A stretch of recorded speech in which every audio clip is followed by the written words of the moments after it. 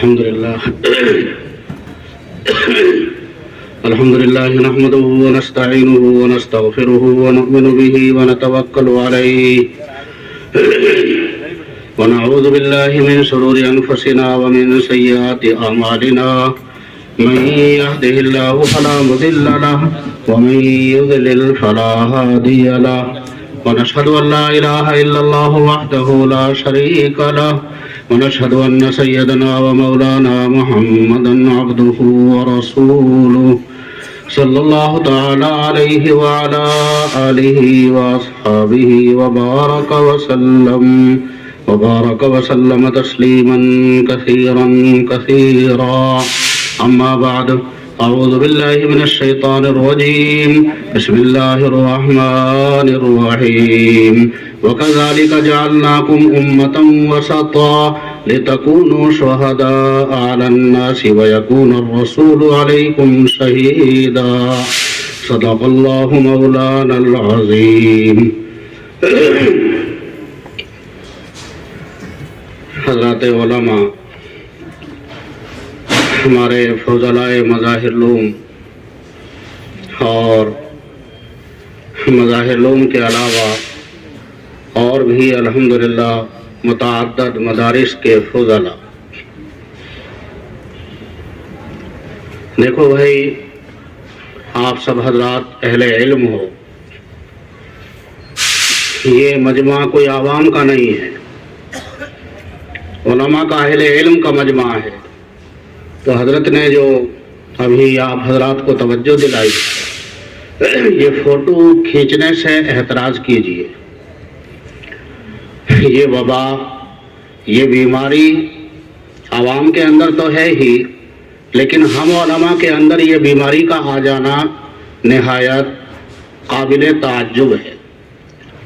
قابل تعجب اس بنا پر ہے کہ ہم الحمدللہ قرآن کریم پڑھاتے ہیں، حدیث پڑھاتے ہیں، تفسیر پڑھاتے ہیں. ہم حدیث پڑھاتے ہیں ان اشد الناس عذابا یوم القیامہ المصورون. سب سے زیادہ سخت عذاب قیامت کے دن تصویر بنانے والوں کو ہوگا. یہ حدیث ہم پڑھاتے ہیں اپنے عزیز طلباء کو، اور ہمارا عمل درسگاہ سے آنے کے بعد میں اس کے بالکل برعکس ہوتا ہے. اس لیے میں اس موضوع میں زیادہ نہیں جانا چاہتا. بس یہ درخواست ہے کہ آپ حضرات اہل علم، ہم اگر اس کا خیال نہیں کریں گے تو پھر یہ عوام الناس کہاں جائیں گے. ایک اس میں جو دوسری رائے ہے کہ کیمرے کی تصویر نہیں ہے، وہ رائے مرجوح ہے. دلائل کے اعتبار سے وہ رائے مرجوح ہے. وہ حضرات کہتے ہیں کہ یہ عکس ہے. ان دلائل میں میں نہیں پڑھنا چاہتا. 10-12 صفحے کا ہمارا ایک فتویٰ ہے، اس میں دلائل موجود ہیں، وہاں دیکھا جا سکتا ہے. عکس پر قیاس کرنا اس کو صحیح نہیں. آئینے میں عکس نظر آتا ہے، پانی میں عکس نظر آتا ہے. یہ کیمرے والی تصویر عکس ہے تو اس پر قیاس کرنا صحیح نہیں ہے. اور بنیادی وجہ یہ ہے کہ عکس تو ذی عکس کے تابع ہوتا ہے. آپ جب تک آئینے کے سامنے موجود ہیں تو آپ کی تصویر اس میں نظر آئے گی، وہاں سے ہٹ جائیں گے تو تصویر نظر نہیں آئے گی. اور کیمرے سے جو آپ تصویر لیتے ہیں، ظاہر ہے کہ تصویر لینے کے بعد میں وہ محفوظ رہتی ہے. آپ وہاں سے ہٹ گئے، تصویر لے لی گئی، پھر بھی وہ تصویر محفوظ ہے. تو اس کو عکس قرار دینا وہ صحیح نہیں ہے. اس لیے آپ حضرات اس کا اہتمام کیجئے.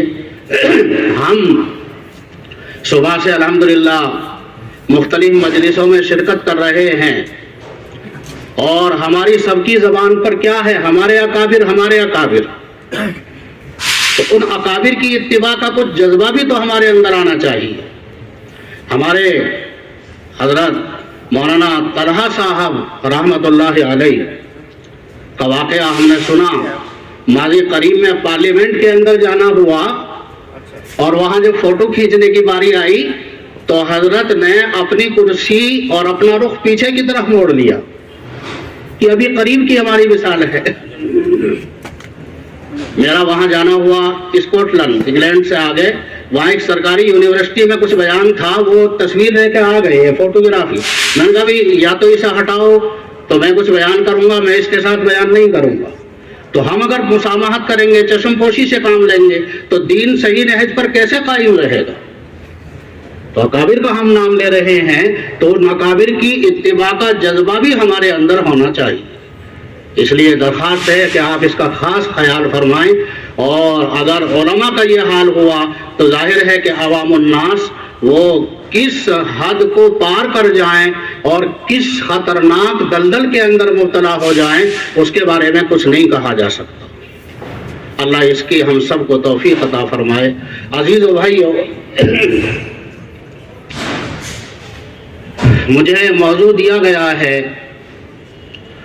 شریعت و طریقت کا تلازم اور ہمارے اکابر علماء دیوبند، یعنی علماء دیوبند اور علماء مظاہر علوم سہارنپور. آپ کو معلوم ہے علماء دیوبند کا لفظ جب بولا جاتا ہے تو اس سے مراد علماء مظاہر علوم بھی ہوتے ہیں، اس لیے کہ دونوں کا ایک موقف ہے، ایک مشرب ہے، ایک ہی سرپرست ہیں. جو حضرت اقدس گنگوہی رحمۃ اللہ علیہ اصل دارالعلوم دیوبند کے سرپرست ہیں، وہ روح رواں ہیں، اور مظاہر علوم سہارنپور کے سرپرست بھی اور روح رواں بھی وہی ہیں. حقیقت میں جو دیوبندیت نام ہے وہ حضرت اقدس گنگوہی رحمۃ اللہ علیہ کے مشرب، مسلک، موقف اور نظریے کا نام ہی دیوبندیت ہے. اس سے مراد ہمارے دونوں ہی اکابر ہوتے ہیں. عزیز و بھائیو، ہم اللہ کا فضل اور اللہ کا شکر ادا کرتے ہوئے کہتے ہیں کہ اللہ نے ہمارے اکابر کو جو خصوصیات اور جو امتیازات عطا فرمائے، ان میں سے ایک اہم خصوصیت یہ ہے کہ ہمارے اکابر الحمدللہ میانہ روی پر قائم رہے، افراط و تفریط سے محفوظ رہے، افراط و تفریط سے بچ کر اعتدال اور میانہ روی پر قائم رہے. ہمارے ان حضرات نے دین کے کسی بھی شعبے میں، چاہے عقائد ہوں یا فروعات ہوں، اگر میانہ روی سے انحراف دیکھا، افراط و تفریط کو محسوس کیا، تو اپنی پوری جد و جہد کے ساتھ اس کی اصلاح کا فریضہ انجام دیا اور دین کو اس افراط و تفریط سے پاک کیا.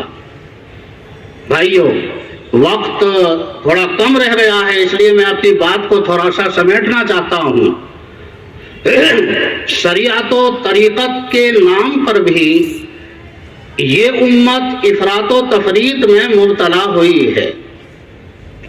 ہمارے اکابر نے اس کو اعتدال پر لانے کے لیے کیا جد و جہد اور کیا محنتیں فرمائی ہیں. قولی، عملی، تقریری، تحریری، یہ ایک وسیع موضوع ہے. اس مختصر وقت میں تفصیلات نہیں بتائی جا سکتی، اس کا بہت ماحصل خلاصہ اور اختصار میں آپ کو بتانا چاہتا ہوں. کیا ہے شریعت و طریقت؟ ہم میں سے بہت سے اس کا فرق نہیں جانتے، جاننا چاہیے. حضرت اقدس تھانوی رحمۃ اللہ علیہ نے فرمایا کہ شریعت یہ لفظ جامع ہے، تمام احکام تکلیفیہ اور تمام احکام شرعیہ کا نام شریعت ہے.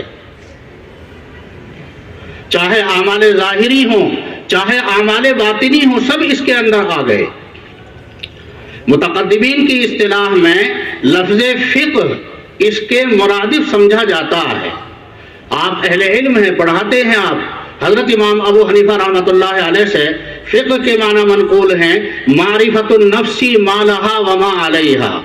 یہ ہے فقہ کی تعریف منقول. اس کے اندر عقائد بھی آ گئے، اس کے اندر احکامات بھی آ گئے، اخلاق بھی آ گئے، تزکیہ بھی آ گیا. دین کے تمام شعبے اس تعریف کے اندر داخل ہو گئے. یہ اصل شریعت کا لفظ ایسا ہے، جامع ہے اور تمام احکام شرعیہ اس کے اندر آ جاتے ہیں.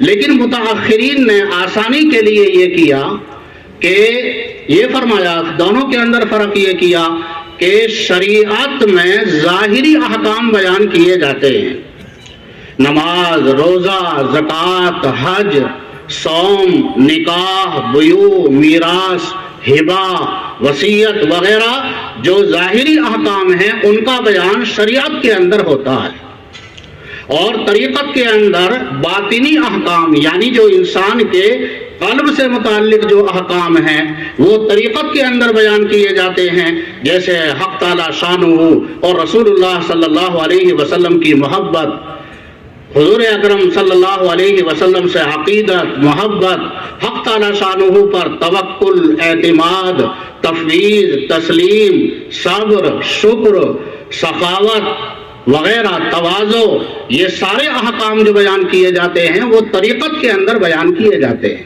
یہ ایسا ہی ہے بالکل جیسے حضرات مصنفین، محدثین اور فقہا احکام کو بیان کرنے کے وقت میں ان کی انواع اور تقسیم فرما دیتے ہیں، یہ کتاب الصلاۃ ہے، یہ کتاب الزکوٰۃ ہے، یہ کتاب الصوم ہے۔ ایسے ہی یہ دو قسمیں بیان فرما دی آسانی کے لیے کہ یہ شریعت ہے، اس میں ظاہری احکام بیان کیے جاتے ہیں قرآن و حدیث کے، اور یہ طریقت ہے، اس میں وہ احکام بیان کیے جاتے ہیں جو انسان کے قلب سے متعلق ہیں۔ بس یہ فرق ہے۔ تو شریعت کے اندر جو احکام ہیں وہ بھی قرآن و حدیث کے ہی احکام ہیں، اور طریقت کے اندر جو احکام ہیں وہ بھی قرآن و حدیث کے ہی احکام ہیں۔ حقیقت تو یہ ہے۔ اب افراط و تفریط کیا ہوا اس کو سمجھیں۔ افراط و تفریط یہ ہوا کہ امت میں کچھ ظاہر بی علماء جنہیں ہم کہہ سکتے ہیں کہ سطحی اور سرسری نگاہ رکھنے والے، اس سے زیادہ ہم جرح کرنے کے عادی نہیں، بس یوں کہہ سکتے ہیں کہ جن کی نظر قرآن و حدیث پر سطحی اور سرسری ہے، انہوں نے یوں کہا کہ بندہ جو اصل میں مکلف ہے وہ شریعت کا مکلف ہے، نماز، روزہ، حج، زکوٰۃ، بس ان احکام کا مکلف ہے، انہی سے بندے کی اصلاح ہوتی ہے۔ طریقت بے بنیاد اور بے اصل اور بے دلیل چیز ہے۔ بہت سے لوگ انہوں نے یہ نظریہ قائم کیا، حالانکہ اگر غور کیا جائے، اور آپ بھی غور فرمائیے، قرآن کریم میں نماز کا حکم ہے، لیکن نماز میں خشوع کا بھی تو حکم ہے۔ قرآن کریم کے اندر روزے کا حکم ہے، لیکن روزے کا مقصد بھی تو بتایا گیا ہے۔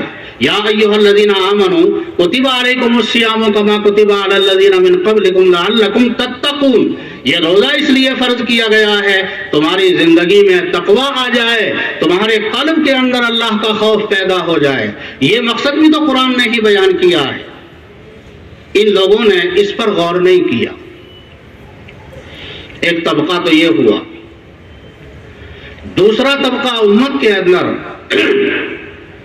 انہیں کہا جا سکتا ہے، اور اس کہنے میں کوئی حرج نہیں، جاہل صوفیوں کا ہوا۔ انہوں نے اس کے برعکس ایک نظریہ قائم کیا۔ انہوں نے کہا کہ اصل جو قابل اتباع ہے وہ طریقت ہے، اور شریعت سے زیادہ طریقت ضروری ہے۔ اور انہوں نے طریقت کی من مانی تفسیر کی۔ انہوں نے طریقت کی من مانی تفسیر کی۔ یہ نہیں دیکھا کہ ہمارے اسلاف نے، ہمارے مشائخ نے اور حضرات صوفیہ نے طریقت کے کیا معنی بیان کیے ہیں، اس کی کیا حقیقت بتائی ہے، اس سے انہیں سروکار نہیں، بلکہ طریقت کی منمانی تفسیر کی، ایسی تفسیر کی جس سے العیاذ باللہ شریعت سے بندے کا اعتماد ختم ہو جائے۔ بالفاظ دیگر یوں کہا جا سکتا ہے کہ طریقت کی انہوں نے ایسی تفسیر کی جس سے ان کی نفسانی خواہشات پوری ہو جائیں۔ اپنی نفسانی خواہشات کے اتباع کو طریقت کا نام دے کر خود بھی گمراہ ہوئے اور عوام کو گمراہ کرنے کی کوشش کی۔ ان میں سے بعض کا اعتقاد یہ ہے، اللہ صحیح سمجھ دے، کہ طریقت میں ایک مرحلہ ایسا آتا ہے کہ پھر آدمی سے، سالک سے احکام شرعیہ ساقط ہو جاتے ہیں اور معاف ہو جاتے ہیں۔ دہرادون سے ہمارے پاس ایک خاتون کا، ایک مسلمان عورت کا استفتاء آیا کہ جی میں ایک پیر صاحب سے بیعت ہوں اور ہوا یہ کہ میں وضو کر کے مصلی پر نماز پڑھنے کے لیے کھڑی ہوئی، اتنے میں پیر صاحب آ گئے تو مجھ سے یوں کہا کہ بیٹی تم نماز پڑھنا چاہتی ہو، پھر ہم سے مرید ہونے کا فائدہ کیا؟ جب ہم سے مرید ہو گئی ہو تو اب نماز کی ضرورت نہیں ہے۔ اللہ حفاظت فرمائے، رحم فرمائے۔ تو ایک اعتقاد ان لوگوں کا یہ ہے کہ طریقت میں ایک مرحلہ ایسا آتا ہے کہ سالک سے احکام شرعیہ ساقط ہو جاتے ہیں، اور بعض نے یہاں تک کہا کہ ہم لوگوں کو ایسی روحانی نسبت حاصل ہے کہ عورتوں کو اور فواحش عورتوں کو دیکھنے سے ہماری اس روحانی نسبت میں کمزوری نہیں آتی بلکہ اور ترقی ہوتی ہے۔ یہ نسبت الہی نہیں، ہاں نسبت تو ہے، البتہ نسبت شیطانی ہے، جس نسبت میں گناہ سے، اللہ کی نافرمانی سے، ان نگاہوں کو حرام لذت دینے سے جس کے اندر قوت پیدا ہوتی ہو، وہ نسبت الہی نہیں بلکہ نسبت شیطانی اسے کہا جا سکتا ہے۔ اسے شریعت کی اصطلاح میں استدراج کہا گیا۔ عزیزو بھائیو، وقت کم ہے، اب بات کو سمیٹنا بھی ذرا مشکل۔ ایک مختصر واقعہ سنیے جس سے حقیقت واضح ہوگی۔ ہمارے حضرت اقدس فقیہ الامت مفتی صاحب رحمۃ اللہ علیہ، جن کا نام آپ صبح ہی سے سن رہے ہیں، ہر مجلس کے اندر الحمدللہ حضرت کا تذکرہ آیا، حضرت نے واقعہ سنایا تھا۔ میں نے یہ واقعہ حضرت سے براہ راست سنا اور حضرت کے ملفوظات میں لکھا ہوا بھی ہے۔ حضرت مولانا عبدالحق صاحب رحمۃ اللہ علیہ، حضرت نے بس یہی الفاظ بولے، مولانا عبدالحق، بظاہر شیخ عبدالحق محدث دہلوی رحمۃ اللہ علیہ مراد ہو سکتے ہیں، واللہ عالم۔ فرمایا حضرت نے کہ حضرت مدینہ طیبہ رہتے تھے، صاحب حضوری تھے۔ صاحب حضوری اسے کہا جاتا ہے جسے ہر رات میں حضور اکرم صلی اللہ علیہ وسلم کی زیارت نصیب ہو۔ حضور صلی اللہ علیہ وسلم کا ارشاد ہوا کہ آپ تم ہندوستان جاؤ، وہاں دین کا کام کرو، اور یہ فرمایا آپ علیہ الصلوۃ والسلام نے، غریبان ہند پر نظر شفقت کرنا۔ انہوں نے کہا کہ یا رسول اللہ صلی اللہ علیہ وسلم، یہاں روزانہ آپ کی زیارت حاصل ہوتی ہے، ہندوستان تو اتنی دور ہے۔ فرمایا آپ علیہ السلام نے، وہاں سے بھی یہ موقع تمہیں دیا جائے گا۔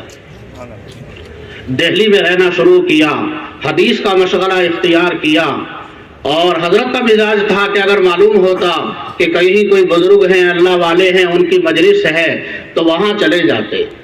معلوم ہوا ایک فقیر درویش آئے ہوئے ہیں، ان کی مجلس ہوتی ہے، تو حضرت مولانا عبدالحق رحمۃ اللہ علیہ وہاں پہنچ گئے۔ دیکھا فقیر ہے اور بہت لوگ ہیں، مجمع ہے، اور اس کے سامنے شراب کا پیالہ رکھا ہوا ہے۔ حضرت مولانا عبدالحق صاحب کو کہا کہ شراب پیو۔ حضرت نے کہا کہ شراب تو حرام ہے، ہم نہیں پیئیں گے۔ اس نے کچھ نہیں کہا، اصرار نہیں کیا۔ رات ہوئی، اب خواب دیکھتے ہیں حضرت مولانا عبدالحق رحمۃ اللہ علیہ کہ کچھ لوگ چلے جا رہے ہیں ایک مکان کی طرف، تو انہوں نے پوچھا کہ بھئی کیا بات ہے؟ بتایا لوگوں نے کہ اس مکان میں حضور اکرم صلی اللہ علیہ وسلم تشریف فرما ہے۔ تو یہ بھی گئے، دیکھا کہ دروازے پر وہی فقیر جو دن میں شراب پینے کے لیے کہتا تھا، دروازے پر ڈنڈا لیے ہوئے کھڑا ہے۔ حضرت نے اندر جانا چاہا اور روک دیا، کہا کہ تم نے شراب تو پی نہیں تھی، اندر نہیں جانے دوں گا۔ انہوں نے کہا کہ کوئی بات نہیں، شراب حرام ہے، میں نے نہیں پی تو میں نے کوئی غلطی نہیں کی، واپس آ گئے۔ سوچا کہ یہ ویسی خواب ہے۔ اب دن کے اندر پھر اس فقیر کے یہاں گئے، دیکھا ایسے ہی مجمع لگا ہوا ہے، شراب کا پیالہ رکھا ہوا ہے، کہا کہ اب تو پی لو۔ حضرت نے کہا کہ یہ شعبدہ بازی، یہ جادو بازی کسی اور کو دکھانا، میں نہیں پیوں گا۔ حضور اکرم صلی اللہ علیہ وسلم نے شراب کو حرام قرار دیا ہے۔ بات ختم ہوئی، پھر رات ہوئی، پھر وہی خواب دیکھا کہ ایک مکان میں آپ علیہ الصلوۃ والسلام تشریف فرما ہیں۔ یہ گئے تو دیکھا وہی فقیر ڈنڈا لیے ہوئے کھڑا ہے اور اندر نہیں جانے دیا۔ پھر دن نکلا، اس فقیر کے یہاں مجلس میں پھر گئے۔ اس نے کہا 2 دن ہو گئے زیارت سے محروم ہو، جب تک شراب نہیں پیو گے زیارت حاصل نہیں ہوگی۔ حضرت نے فرمایا ساری زندگی بھی زیارت نہ ہو تو کوئی حرج نہیں۔ حضور صلی اللہ علیہ وسلم نے شراب کو حرام قرار دیا ہے، زیارت نصیب نہ ہو کوئی بات نہیں ہے۔ حضور اکرم صلی اللہ علیہ وسلم کو میری خدمات تو پسند ہیں، آپ علیہ الصلوۃ والسلام میری خدمات سے خوش ہیں۔ تیسری رات آئی، پھر وہی اسی طرح دیکھا کہ لوگ مکان کی طرف جا رہے ہیں، یہ بھی وہاں پہنچے، دیکھا کہ وہی فقیر ڈنڈا لیے ہوئے کھڑا ہے، اندر نہیں جانے دیتا۔ اب یہ پریشان ہوئے کہ اللہ یہ کیا معاملہ ہے، شراب پیویں تو زیارت نصیب ہو اور اندر داخلے کی اجازت ملے، اور شراب نہ پیویں تو داخلے کی اجازت نہ ملے۔ انتہائی پریشان ہوئے، یہ سوچ ہی رہے تھے، اندر سے حضور اکرم صلی اللہ علیہ وسلم کی آواز آئی اور آپ علیہ الصلوۃ والسلام نے لوگوں سے کہا، خدام سے، کہ 2 دن سے عبدالحق نہیں آیا، وہ کہاں ہے؟ انہوں نے وہ آواز سن لی تو انہوں نے باہر سے ہی کہا کہ جی میں تو آنا چاہتا ہوں، یہ فقیر ڈنڈا لیے ہوئے کھڑا ہے اور شراب پینے کے لیے کہتا ہے، مجھے نہیں آنے دیتا۔ حضور اکرم صلی اللہ علیہ وسلم نے اندر سے ہی اس فقیر کو کہا، اخسا یا کلب، اے کتے دور ہو جا۔ فوراً وہ فقیر وہاں سے بھاگا، راستہ کھلا اور حضور صلی اللہ علیہ وسلم کے پاس پہنچ گئے اور جا کر سارا قصہ بتایا۔ حضور اکرم صلی اللہ علیہ وسلم نے بہت خوشی کا اظہار فرمایا کہ تم نے شراب نہیں پی، بہت اچھا کیا۔ اب صبح ہوئی، پھر پہنچے حضرت مولانا عبدالحق وہاں جہاں اس فقیر کی مجلس لگتی تھی، دیکھا اس کے مریدین تو ہیں لیکن وہ درویش نہیں ہے۔ پوچھا بھی کہاں ہیں تمہارے پیر صاحب؟ کہا کہ اس کمرے میں ہیں۔ اس کمرے کو دیکھا، الماریوں میں سے کوئی نظر نہیں آیا، دروازہ کھولا، وہاں کوئی نہیں ہے۔ حضرت نے پوچھا کہ بھائی یہاں تو کوئی نہیں ہے، کہ جی وہ تو یہی تھے۔ حضرت نے معلوم کیا کہ تم نے یہاں سے کسی کو نکلتے ہوئے دیکھا ہے۔ کہا کہ جی ایک کتا تو یہاں سے بھاگا ہے۔ تو پھر حضرت نے وہ سارا قصہ ان لوگوں کو بتایا کہ ایسا ایسا ہوا، یہ فقیر یہ تمہارا وہی پیر تھا جو اللہ نے جس کو کتا بنا دیا، اور اللہ تعالیٰ شانہ نے گمراہی سے تمہاری حفاظت فرمائی۔ ہمارے حضرت مفتی صاحب رحمۃ اللہ علیہ اس پر یہ تبصرہ فرمایا کرتے تھے، معنی یہ ہے کہ اس شخص نے اپنے شعبدہ بازی جسے جادو کہیے، یہ چیزیں دوسری ہیں، میں نے بتا دیا، شریعت کی اصطلاح میں اسے استدراج کہا جاتا ہے، مکر کہا جاتا ہے۔ تو اس شخص نے اپنے مکر سے، مجاہدے اور شعبدہ بازی سے حضور اکرم صلی اللہ علیہ وسلم کی شریعت کو مسخ کرنا چاہا، اللہ نے اس کی صورت کو مسخ فرما دیا۔ تو ایسے ایسے حالات اور ایسے ایسے نظریے عزیزوں بھائیوں یہ طریقت کے نام پر امت کے اندر پیدا ہوئے اور گھڑے گئے۔ میں بتانا یہ چاہتا ہوں کہ ہمارے اکابر نے الحمدللہ یہ واضح فرمایا اپنی تقریروں کے ذریعے سے، اپنی تحریروں کے ذریعے سے، کہ شریعت و طریقت میں تلازم ہے۔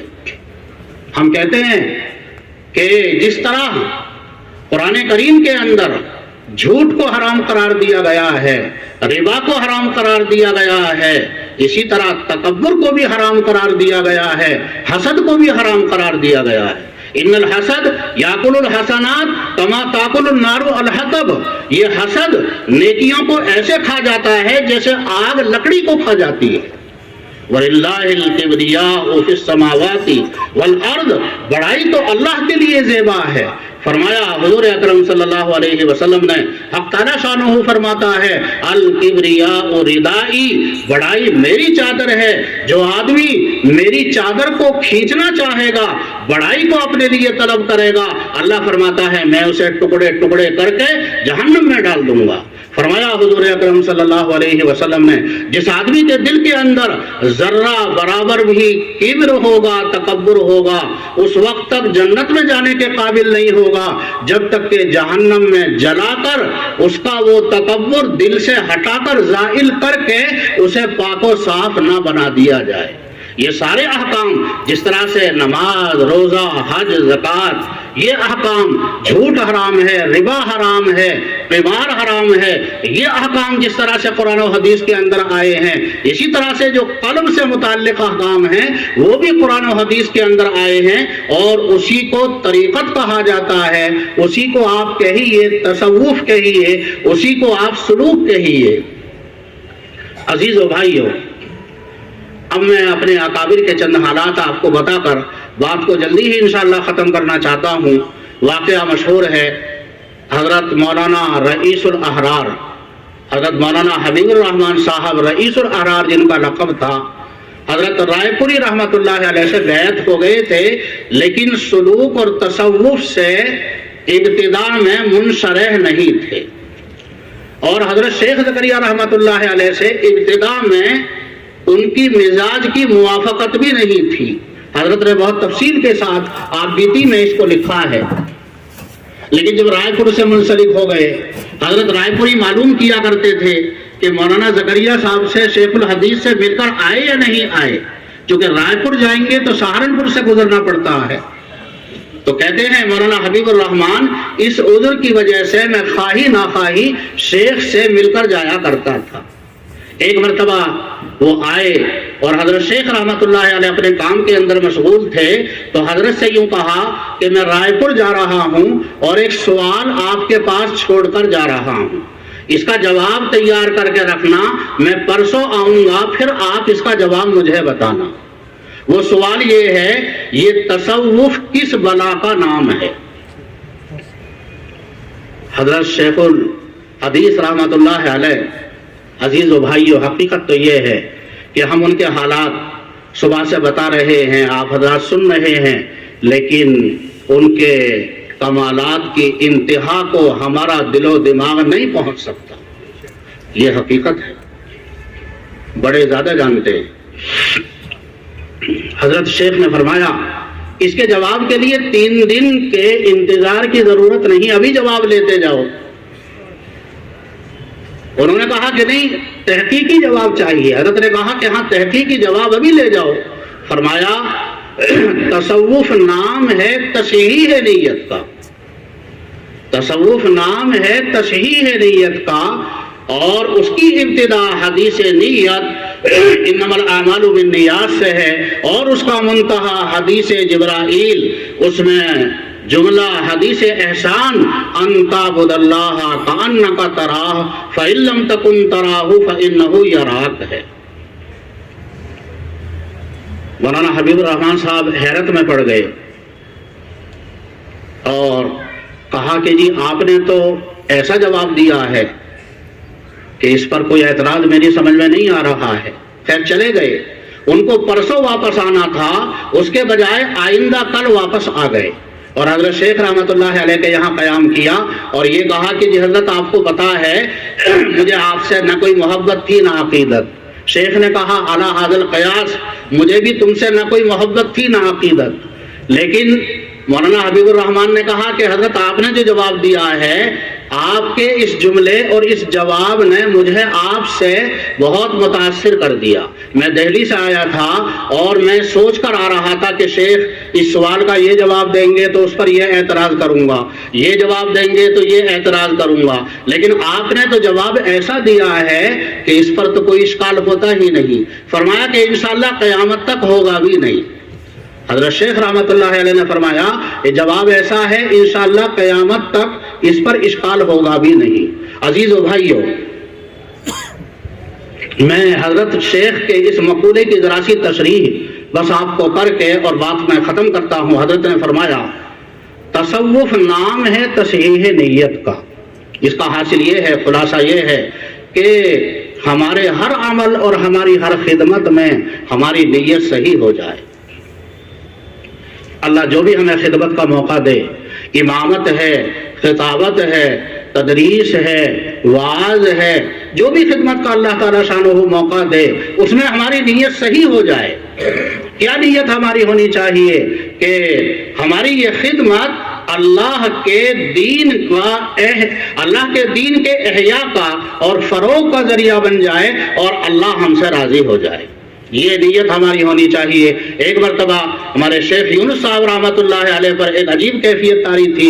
हजरत ने मुझे खिताब करके कहा, हालांकि हजरत से मैंने सिर्फ मुसलसलात पढ़ी और हजरत अक़दस हमारे शेख मुफ्ती महमूद हसन गंगोही रहमतुल्लाह अलैह से हमारा इस्लाही ताल्लुक, लेकिन उसके बावजूद शेख के यहाँ हमारा आना जाना रहता था।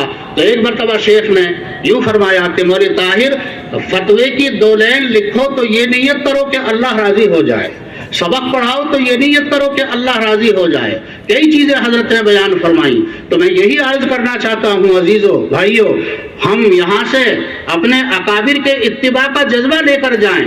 आप ये नियत कीजिए, वैसे ये नियत इजवाली अल्हम्दुलिल्लाह हमारी होती है, लेकिन हजरत के कहने का मकसद ये था कि जब हम उस खिदमत को अंजाम दे रहे हैं ऐन उस वक्त में नियत को हाजिर किया जाए और ये अल्लाह से दुआ की जाए, या अल्लाह ये हमारी खिदमत तेरी रजा का जरिया बन जाए, तेरे दीन के जिंदा होने का जरिया बन जाए। आप बयान के लिए बैठें, आप इमामत फरमाएं, आप सबक पढ़ाने के लिए बैठें। हमारे हजरत अक़दस मुफ्ती महमूद हसन गंगोही रहमतुल्लाह अलैह के पास एक साहब ने खत लिखा कि हजरत, मैं मिशकात पढ़ाता हूँ और मेरा दर्स तलबा में बहुत मकबूल है, तो मेरी तबीयत में कुछ उज्ब पैदा होता है, बड़ाई पैदा होती है। हजरत ने फरमाया कि ये ख्याल करो, ज़बान अल्लाह की दी हुई, दिमाग और दिल जिससे मुताला करते हो अल्लाह का दिया हुआ, अल्लाह अगर तुम्हारे ऊपर अल-अयाज़ु बिल्लाह फालिज डाल दे, दिमाग भी खराब हो जाए, जबान भी खराब हो जाए, ना मुताला कर सकते हो, ना बोल सकते हो, ना पढ़ा सकते हो। बंदे का कमाल क्या है? कुछ भी कमाल नहीं है। जो भी बंदे के वमा बिकुम मिन नेमतिन फमिनल्लाह, बंदे के पास जो भी नेमतें हैं वो सब अल्लाह की तरफ से हैं। ये सब नेमतें अताई हैं, हमारी कोई नेमत जाती नहीं है। जब कोई चीज हमारी जाती नहीं है तो बंदा काहे पर उज्ब करे, काहे पर फख्र करे। इसलिए ये नियत कीजिए इंशाअल्लाह कि हम अपनी तमाम खिदमात में इस नियत का इस्तेहजार करेंगे। जो करो अल्लाह के लिए करो। इसलिए हजरत शेख ने फरमाया, तसव्वुफ नाम है तसहीह नियत का, और जिसकी इब्तिदा होती है हदीस नियत, इन्नमल अमालु बिन्नियात व इन्नमा लिम्रिइम मा नवा फमन कानत हिजरतुहु इलल्लाहि व रसूलिहि फहिजरतुहु इलल्लाहि व रसूलिहि व मन कानत हिजरतुहु इला दुनिया युसीबुहा अव इमराअतिन यतज़व्वजुहा फहिजरतुहु इला मा हाजरा इलैहि। बुखारी शरीफ की पहली हदीस, यहाँ से इसकी इब्तिदा होती है। और फरमाया कि उसका मुंतहा हदीस जिब्राइल, उसमें एहसान वाला जुमला। हदीस जिब्राइल तवील हदीस है, आप जानते हैं। उस तवील हदीस को मेरा सुनाने का इरादा था, उसमें बहुत मजा आता है। अल्हम्दुलिल्लाह पढ़ते हुए भी मजा आता है, सुनते हुए भी मजा आता है, सुनाते हुए भी मजा आता है, लेकिन वक्त में गुंजाइश नहीं। जिब्राइल अलैहिस्सलाम एक अजनबी इंसान की शक्ल में तशरीफ लाए और हुजूर अकरम सल्लल्लाहु अलैहि वसल्लम से कई सवाल किए। एक सवाल ये किया, अखबिरनी अनिल एहसान, आप मुझे एहसान के बारे में खबर दीजिए। उस पर आप अलैहिस्सलातु वस्सलाम ने फरमाया, अंता बुदल्लाह कअन्नका तराह, एहसान ये है तुम अल्लाह की इबादत करो इस तौर पर कि गोया कि तुम अल्लाह को देख रहे हो। फ़इल्लम तकुन तराहु फ़इन्नहु यराक, इस कदर इस्तेहज़ार अगर ना हो सके तो कम से कम ये इस्तेहज़ार होना चाहिए, अल्लाह हमें देख रहा है। पहला दर्जा दर्जाए मुशाहदा और दूसरा दर्जा हज़रात सूफिया व सालिकीन की इस्तिलाह में दर्जाए मुराक़बा कहलाता है। आप कारखाना जाते हैं तो वहाँ खिदमत अंजाम देते हैं, कारखाने का मालिक अपने ऑफिस में है, उसके यहाँ कैमरा लगा हुआ है, वहाँ से उसकी नज़र सारे वर्करों और मुलाजिमीन पर है। मुलाजिमीन को मालूम है कि हमारा मालिक जो हमें माहाना तनख्वाह देता है वो देख रहा है वहाँ से अपने ऑफिस से, कैमरे से, कि हम खिदमत बराबर अंजाम दे रहे हैं या नहीं दे रहे। فَإِن لَّمْ تَكُن تَرَاهُ فَإِنَّهُ يَرَاكَ، کم سے کم یہ استحضار ہونا چاہیے عبادت میں کہ میرا رب مجھے دیکھ رہا ہے. جیسے کارخانے کا مالک اپنے ملازموں کو دیکھتا ہے، ہم عبادت کر رہے ہیں، اللہ ہمیں دیکھ رہا ہے. دوستو میں کہا کرتا ہوں کارخانے کے مالک میں، اس کے دیکھنے میں اور مالک الملک کے دیکھنے میں ایک فرق ہے. وہ فرق یہ ہے کارخانے کا مالک بس ہمارے ظاہر کو دیکھ سکتا ہے اور وہ مالک الملک ہمارے ظاہر کو بھی دیکھتا ہے، ہمارے باطن کو بھی دیکھتا ہے. انہ علیم بذات الصدور، وہ تمہارے دل کے حال سے بھی واقف ہے. یعلم خائنۃ الاعین وما تخفی الصدور، وہ خیانت کرنے والی آنکھ کو بھی جانتا ہے. تمہاری آنکھ نے کیا خیانت کی، کسی کو تمہاری خیانت کا، بد نظری کا پتہ نہیں چلا، لیکن اس مالک الملک کو پتہ چل گیا. یہ فرق ہے کارخانے کے مالک کے دیکھنے میں اور مالک الملک کے دیکھنے میں. فرمایا تصوف نام ہے تصحیح نیت کا، جس کا ابتدا حدیث نیت اور منتہا حدیث جبرائیل میں یہ صفت احسان کا جہاں بیان ہے وہ اس کا منتہا ہے. اس لیے کوشش کریں، ارادہ کریں. دوستو محض سننا مقصد نہیں، انشاءاللہ اپنے ان اکابر کی چیزوں کو ہم اپنی زندگی کے اندر اتاریں. انشاءاللہ ہم عبادت اور نماز توجہ کے ساتھ ادا کریں گے. ہمارے یہ اکابر کس طرح سے مجاہدہ کیا کرتے تھے اور کس طرح سے وہ اپنی عبادت میں احسان کی صفت پیدا کیا کرتے تھے. حضرت اقدس مولانا خلیل احمد صاحب سہارنپوری رحمۃ اللہ علیہ کے حالات میں ہے. ان کے خادم مولانا عبداللہ جان بتاتے ہیں میں نے حضرت کو دیکھا جب نماز کے لیے کھڑے ہوتے نہایت سکون، وقار، اطمینان، خشوع کے ساتھ کھڑے ہوتے. ان تعبد اللہ کأنک تراہ کی پوری مصداق ہوتی تھی حضرت کی نماز. فرماتے ہیں مولانا عبداللہ جان کہ بہت سی مرتبہ ایسا ہوتا کہ حضرت کو نزلہ ہوتا، سخت کھانسی ہوتی، بلغم آتا، لیکن جب نماز شروع فرما دیتے نہایت اطمینان سے نماز پڑھتے اور نماز ختم ہونے تک ایسا لگتا تھا کہ کوئی خارجی ضرورت پیش ہی نہیں آتی. نہ کبھی بدن کو کھجاتے تھے، نہ کبھی ادھر ادھر حرکت کرتے تھے، اور نہ کھانسی آتی تھی نہ بلغم آتا تھا. سلام پھیرنے کے بعد میں نالی پر جاتے، کھانستے، بلغم نکالتے، پھر جب نماز شروع فرما دیتے وہ کھانسی گویا کہ بالکل ختم. یہ ہمارے حضرات ہمارے لیے نمونہ بن کر چلے گئے. حضرت اقدس فقیہ الامت رحمۃ اللہ علیہ باوجود ضعف اور کمزوری کے کھڑے ہو کر نماز پڑھنے پر اصرار کرتے تھے. کھڑے ہو کر نماز پڑھ رہے تھے، گرے اور سر سامنے دیوار میں ٹکرایا جس سے زخمی ہوئے اور حضرت کے کولے کی ہڈی بھی ٹوٹ گئی. حضرت شیخ الہند رحمۃ اللہ علیہ کا آپ کو حال معلوم ہے، اتنی طویل تہجد پڑھا کرتے تھے اور پاؤں پر ورم آ جایا کرتا تھا. پھر پاؤں کو دیکھا کرتے تھے کہ ہاں حضور اکرم صلی اللہ علیہ وسلم کی سنت زندہ ہو گئی. اس لیے عزیزو بھائیو، ہمارے ان اکابر نے محض تقریر اور تحریروں پر اکتفا نہیں کیا بلکہ اپنے عمل سے یہ سمجھایا زیادہ کہ شریعت اور طریقت دونوں میں تلازم ہے. اپنے عمل سے زیادہ سمجھایا، تقریر اور تحریر میں بھی کسر نہیں چھوڑی، لیکن اس سے زیادہ جو توجہ فرمائی ہمارے ان حضرات نے وہ اپنے عمل پر توجہ فرمائی. یہ ہمارے لیے نمونہ بن کر چلے گئے. عزیز و بھائیو، صرف ایک واقعہ بتا کر میں اپنی بات کو ختم کرتا ہوں. میں نے شیخ یونس صاحب سے ایک دفعہ معلوم کیا کہ حضرت جو ہم ذکر جہری کرتے ہیں، ٹھیک ہے جہر کا تو ثبوت ہے، لیکن جو ہم گردن ہلاتے ہیں تو اس کی کیا دلیل ہے؟ حضرت نے فرمایا قرآن میں آیت ہے وَأَعِدُّوا لَهُم مَّا اسْتَطَعْتُم مِّن قُوَّةٍ. اس میں لفظ قوت میں قوت ظاہری مادی اور قوت روحانی دونوں لفظ قوت میں داخل ہیں. یہ بطور علاج کے مشائخ کے بتائے ہوئے تجویز کے مطابق ضرب لگائی جاتی ہے حدود شرع میں رہ کر. بطور علاج کے اس کا مقصد ہوتا ہے قلب کے اندر حرارت پیدا کرنا اور روحانیت کو بیدار کرنا. تو شیخ نے یہ مقصد بتایا، روحانی قوت حاصل کرنا تاکہ ہم اس روحانی قوت سے بھی باطل کا مقابلہ کر سکیں. ہمارے حضرت اقدس فقیہ الامت رحمۃ اللہ علیہ نے سنایا تھا سہارنپور میں غیر مسلموں سے ایک مناظرہ طے ہوا. تفسیرات ہیں، اب تفسیرات کا وقت نہیں رہا. مناظرہ طے ہوا تو اس میں ہمارے حضرات کی طرف سے بڑے بڑے حضرات، مولانا عبدالحق تفسیر حقانی کے مصنف، اور اس کے علاوہ بھی کئی اور حضرات، اور اسی میں حضرت اقدس سہارنپوری رحمۃ اللہ علیہ بھی اسٹیج پر تشریف فرما تھے. تو ہمارے حضرات کی جب تقریر شروع ہوئی، خاص طور پر مولانا عبدالحق کی تقریر اور بیان بہت مؤثر ہوتا تھا، انتہائی مؤثر ہوتا تھا، اور ان کے بیان پر کامیابی کا بڑا مدار ہوا کرتا تھا، حضرت نے بتایا. لیکن جب مولانا کا بیان شروع ہوا تو ان کی تقریر نہیں چل پائی.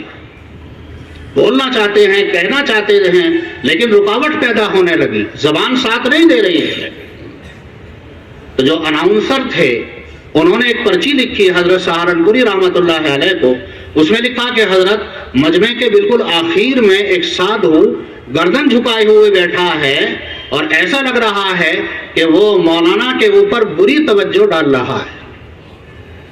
حضرت سہارنپوری رحمۃ اللہ علیہ نے اس پرچے کو پڑھا تو حضرت بھی گردن جھکا کر بیٹھ گئے. تھوڑی دیر نہیں گزری تھی کہ وہ سادھو یہ کہتا ہوا بھاگا کہ میرے بدن میں آگ لگ رہی ہے. بہت تیزی کے ساتھ وہاں سے نکلا اور بھاگ کر چلا گیا. اس کے بعد میں وہ برا اثر ختم ہوا اور پھر مولانا عبدالحق رحمۃ اللہ علیہ کی تقریر ہوئی، بیان ہوا اور نہایت مؤثر بیان ہوا. حضرت نے فرمایا کہ 11 غیر مسلموں نے اسی وقت میں ایمان قبول کیا. پھر حضرت سہارنپوری رحمۃ اللہ علیہ نے جب دسترخوان لگا تو فرمایا کہ مجھے تو یقین تھا کہ اللہ حق کو غالب فرمائے گا، لیکن اللہ کی شان بے نیازی سے ڈر بھی لگتا ہے. تو ہمارے حضرات نے شریعت و طریقت دونوں کو اپنی زندگی میں اتار کر ہمارے لیے وہ نمونہ، عملی نمونہ بن کر چلے گئے. انہوں نے علمی قوت بھی حاصل کی، عملی قوت بھی حاصل کی، روحانی قوت بھی حاصل کی، اور پھر اس علمی، عملی، روحانی قوتوں کے ذریعے سے الحمدللہ انہوں نے دین کی خدمت انجام دی. عزیزو بھائیو، جس کو ہم طریقت کہہ رہے ہیں، سلوک کہہ رہے ہیں، اسی پر میں اپنی بات کو ختم کرتا ہوں. ان میں ایک بنیادی چیز ہے اخلاص. اللہ نے ہمارے ان اکابر کو کمال درجے کا اخلاص عطا فرمایا تھا. اسی کا نتیجہ ہے، اسی ان اکابر کے اخلاص کا، کہ الحمدللہ اس پرفتن دور میں، اس مخالفت والے دور میں، جبکہ باطل نے اور مخالفین نے گویا کہ یہ تہیہ کیا ہے کہ ان مدارس کا نام و نشان مٹا دیا جائے، ان خانقاہوں کا وجود ختم کر دیا جائے، ان مکتبوں کی جڑوں کو کمزور کر دیا جائے. بظاہر ایسا لگتا ہے انہوں نے اس کا تہیہ کر لیا ہے، اس لیے کہ ان کو معلوم ہے کہ مسلمانوں کے ایمان کا جو بقا ہے وہ ان مولویوں، درویشوں اور ان بوریوں پر بیٹھنے والوں کی وجہ سے اسلام کا بقا اور اسلام کا تحفظ ہے. غرضے کے مخالفین ایڑی چوٹی کا زور لگا رہے ہیں. کسی ایک ملک کی بات نہیں، کسی ایک خطے کی بات نہیں، یہ سارے عالم کا یہی حال ہے. لیکن اللہ کا فضل ہے، جیسا کہ ہمارے حضرت اقدس حضرت مولانا سید شاہد صاحب زیدہ مجدہم نے بتایا کہ اللہ حق تعالی شانہ جس طرح سے اس زمانے میں جب ان نوابوں کی طرف سے مدارس کے لیے عطایا ماہانہ مقرر تھے، جس طرح سے اس وقت میں حق تعالی شانہ نظام چلا رہا تھا، آج بھی الحمدللہ وہی مالک نظام چلا رہا ہے. اللہ نے سوچ بدل دی. ہمارے حضرت زیدہ مجدہم نے بتایا کہ اللہ تعالی شانہ ایک نعمت لیتا ہے، دوسری نعمت دیتا ہے. اللہ نے وہ نواب اور بادشاہ تو اٹھا لیے، لیکن عام مسلمانوں میں اللہ نے وہ جذبہ دینی اور حمیت پیدا فرما دی. عوام المسلمین الحمدللہ یہ طے کیے ہوئے ہیں کہ ہم ان مدارس، ان مکاتب اور ان خانقاہوں کو ختم نہیں ہونے دیں گے. یہ جذبہ جو ہمارے اندر آیا ہے وہ ہمارے ان اکابر کے اخلاص کی برکت سے آیا ہے. ان ہمارے اکابر نے ان مدارس کی بنیاد جس اخلاص پر رکھی، جس اخلاص کی بنا پر رکھی، اور اپنے لیے ہرگز نام و نمود کو پسند نہیں کیا، اس اخلاص کی یہ برکت ہے کہ مخالفین کی سازشیں الحمدللہ ناکام ہو رہی ہیں، اللہ ان کو ناکام بنا رہا ہے۔ اس لیے عزیز و بھائیوں، بس میں آخری بات آپ سے کہہ کر اپنے اندر تواضع پیدا کرو۔ آج ذرا سی ہمارے اندر کمی ہے، کوتاہی ہے۔ ہمارے شیخ یونس صاحب رحمۃ اللہ علیہ اس بات پر زور دیتے تھے، آدمی کو کبھی بھی اپنے محاسبے سے غافل نہیں ہونا چاہیے۔ ایک مرتبہ ایک مہمان آئے حضرت کے یہاں، اور حضرت تو الحمدللہ ایسی اصلاح کرنے والے تھے، ایسا لگتا ہے بس وہ چلے گئے، وہ چیز ان کے ساتھ چلی گئی۔ فرمایا آدمی کے دو چار مرید ہو جاتے ہیں تو اپنا محاسبہ چھوڑ دیتا ہے، ہمیشہ اپنا محاسبہ کرتے رہو۔ ہمارے اکابر علم، عمل، روحانیت کے اعلیٰ مقام پر ہونے کے باوجود اپنے آپ کو کچھ نہیں سمجھتے تھے۔ عجیب واقعہ میں نے حضرت شیخ رحمۃ اللہ علیہ کی کتاب میں ابھی 2 دن پہلے پڑھا۔ حضرت شیخ رحمۃ اللہ علیہ نے فرمایا کہ حضرت تھانوی رحمۃ اللہ علیہ کے پاس حدیث کی ایک سند بہت عالی تھی۔ حضرت تھانوی نے حضرت مولانا شاہ فضل الرحمان گنج مراد آبادی رحمۃ اللہ علیہ سے حدیث پڑھی، اور شاہ فضل الرحمان گنج مراد آبادی رحمۃ اللہ علیہ شاگرد ہیں براہ راست شاہ عبد العزیز رحمۃ اللہ علیہ کے۔ جو ہماری معروف سند ہے شاہ عبد العزیز تک کئی سارے واسطوں سے پہنچتے ہیں، لیکن یہ سند بہت عالی ہو گئی، اور محدثین کے یہاں جس سند میں واسطے کم ہوں وہ عالی شمار ہوتی ہے۔ حضرات محدثین وہ موضوع دوسرا ہے، بڑے بڑے محدثین، کبار محدثین سند کو عالی کرنے کے لیے بسا اوقات سینکڑوں میل کا سفر کر کے جایا کرتے تھے اور سند کو عالی کیا کرتے تھے۔ غرضے کہ حضرت تھانوی کے پاس سند عالی تھی، تو حضرت شیخ رحمۃ اللہ علیہ نے فرمایا کہ میرا جی یوں چاہتا تھا کہ حضرت تھانوی سے وہ سند حاصل کروں تاکہ عالی سند میرے پاس بھی ہو جائے، لیکن حضرت شیخ نے فرمایا کہ میری ہمت نہیں ہوئی حضرت تھانوی سے یہ عرض کرنے کی کہ حضرت مجھے حدیث کی یہ سند اور اجازت عطا فرما دیجیے۔ فرمایا ہمارے کئی ساتھیوں نے وہ سند حضرت تھانوی سے حاصل بھی کی، اور میں کئی مرتبہ تھانہ بھون اسی نیت سے گیا بھی، لیکن جب بھی وہاں پہنچا تو میری ہمت نہیں ہوئی اور یہ سوچا کہ مجھے آتا جاتا کچھ نہیں تو میں سند کی حضرت سے کیسے درخواست کروں۔ ایک موقع پر حضرت نے محدث کے معنی بیان کرتے ہوئے فرمایا، شیخ رحمۃ اللہ علیہ نے اوجد المسالک میں لسنا بمحدثین، ہم محدث نہیں ہیں، ہم تو ناقل ہیں۔ یہ تھے ہمارے اکابر، علم، عمل، روحانیت کے اعلیٰ مقام پر ہونے کے باوجود اپنے آپ کو کچھ نہیں سمجھتے تھے۔ آج ہمارا حال اللہ مجھے بھی سمجھ دے۔ دوستو میں اپنی نیت پہلے کرتا ہوں اللہ مجھے بھی سمجھ دے، 4 حرف آ جاتے ہیں دماغ خراب ہو جاتا ہے۔ یہ نہیں، یہ ہمارے اکابر کا طریقہ نہیں۔ اپنے اکابر کی سیرتیں پڑھو، ان کی کتابیں پڑھو، ان کے ملفوظات پڑھو۔ یہ ہمارے بڑے حضرت مولانا زیدہ مجدہم، ان کی تحریروں میں نے کئی مرتبہ پڑھا اور دیکھا۔ آج ہمارے خانقاہوں کا جو اہل حق کی خانقاہ ہیں وہ بھی رسمی رہ گئی ہیں۔ اللہ ہمارے حال پر رحم فرمائے۔ دوستو ہمارے اندر حسد نہیں ہونا چاہیے، بغض نہیں ہونا چاہیے۔ لا تحاسدوا ولا تباغضوا وکونوا عباد اللہ اخوانا۔ حسد نہ کرو، بغض نہ کرو، بدگمانیاں نہ کرو۔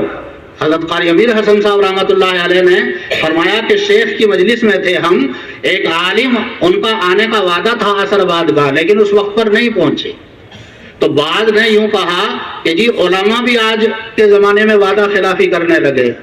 تو حضرت شیخ رحمۃ اللہ علیہ چونک گئے، کیا کہتے ہو؟ اور فرمایا کہ بھائی وہ وقت پر نہیں آ سکے تو تم یہ کیوں کہتے ہو کہ علماء وعدہ خلافی کر رہے ہیں؟ تم ان کے وقت پر نہ آنے کو کسی عذر پر محمول نہیں کر سکتے۔ ممکن ہے ان کے لیے یہ عذر پیش آ گیا ہو۔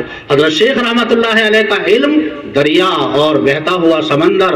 اوجد المسالک پڑھ کے دیکھیے، جہاں دلائل کی اور حدیث کی تشریحات کی بحث آتی ہے، ایک ایک حدیث کے مطلب میں کئی احتمال الحمدللہ ایسے بیان کرتے ہیں کہ عقل حیران رہ جاتی ہے۔ تو حضرت شیخ رحمۃ اللہ علیہ نے فرمایا وہ عالم اس وقت پر نہیں آ سکے، ممکن ہے ان کو یہ عذر پیش آ گیا ہو، ممکن ہے یہ عذر پیش آ گیا ہو، نمبر 2، نمبر 3 یہ عذر پیش آ گیا ہو، نمبر 4 یہ عذر پیش آ گیا ہو۔ حضرت قاری صاحب رحمۃ اللہ علیہ نے فرمایا، قاری امیر حسن صاحب رحمۃ اللہ علیہ نے، کہ حضرت شیخ رحمۃ اللہ علیہ نے برسبیل احتمال 14 عذر بیان فرمائے۔ یہ 14 عذر ہو سکتے ہیں ان کے وقت پر نہ پہنچنے کے، لیکن تم کہتے ہو کہ وعدہ خلافی کرتے ہیں۔ پھر حضرت شیخ نے یہ جملہ فرمایا، لیکن تم مولویوں کی عادت ایک دوسرے کی ٹانگ کھینچنے کی ہو گئی ہے۔ عزیزو بھائیو، یہ ہمارا مقصد نہیں ہے۔ ہمارا کوئی بھائی کوئی مدرسہ قائم کر رہا ہے، خانقاہ قائم کر رہا ہے، وہ ہمارا معاون ہے۔ ہمارے اندر اخلاص ہونا چاہیے۔ ہمارے اکابر نے اپنے آپ کو کتنا چھپایا۔ جو بانیین دارالعلوم اور مظاہر علوم ہیں، انہوں نے ایک تختی بھی اپنے نام کی لگانا گوارا نہیں کیا۔ ان کے اخلاص کی برکت سے، اپنے آپ کو مٹانے کی برکت سے ہی تو الحمدللہ یہ گاڑی چل رہی ہے۔ ہم ان کے نام لیوا ہیں، لیکن نام ہماری زبانوں پر ہے، دل میں نہیں اترا۔ اللہ ہمارے دلوں کے اندر اتار دے۔ اس لیے یہ بدگمانیاں، تحاسد و تنافس، اس سب کو ختم کیجئے۔ حقیقت میں اسی کو طریقت کہا جاتا ہے۔ اللہ مجھے بھی توفیق عطا فرمائے، آپ حضرات کو بھی اللہ توفیق عطا فرمائے۔ وآخر دعوانا ان الحمدللہ۔